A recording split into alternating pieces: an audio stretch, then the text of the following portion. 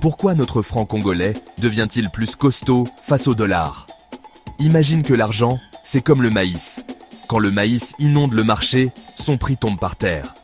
Mais quand le maïs se fait rare, son prix grimpe et tout le monde se bat pour en avoir. C'est exactement ce qui arrive avec notre franc congolais.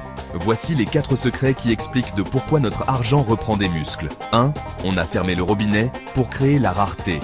Avant, il y avait parfois trop de billets de francs qui circulaient, comme une pluie qui ne s'arrête pas. Quand il y a trop d'argent dans la rue, il perd sa valeur. La banque centrale a fermé le robinet. Elle garde les francs au chaud dans ses coffres. Comme le franc devient plus difficile à trouver, il devient plus précieux. Un billet de 20 000 francs devient alors comme un article de luxe que tout le monde veut garder. 1. Le franc est devenu le ticket d'entrée pour créer la demande.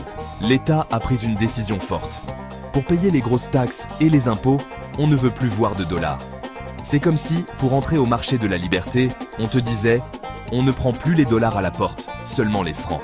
Même celui qui a des millions de dollars est obligé de courir les changer pour avoir des francs. Comme tout le monde cherche des francs en même temps, le prix du franc monte. 1.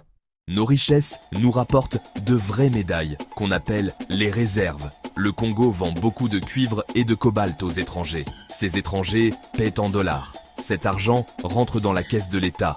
Quand l'État a beaucoup de dollars dans son sac, il peut protéger le franc.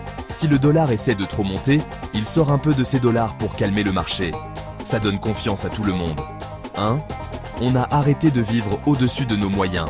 Parfois, on dépense de l'argent qu'on n'a pas encore gagné, et ça crée des problèmes. Aujourd'hui, l'État fait l'effort de ne dépenser que ce qu'il a réellement en poche.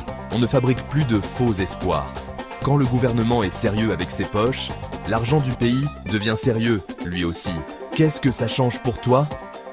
Si le franc est fort, le commerçant qui achète sa marchandise à l'étranger dépense moins de francs pour avoir ses dollars. Normalement, le prix des biens au marché devrait arrêter de grimper chaque matin.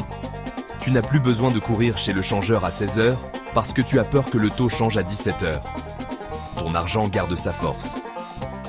En un mot, le franc monte parce qu'on le respecte plus, qu'on l'utilise plus et qu'on ne le jette plus par les fenêtres.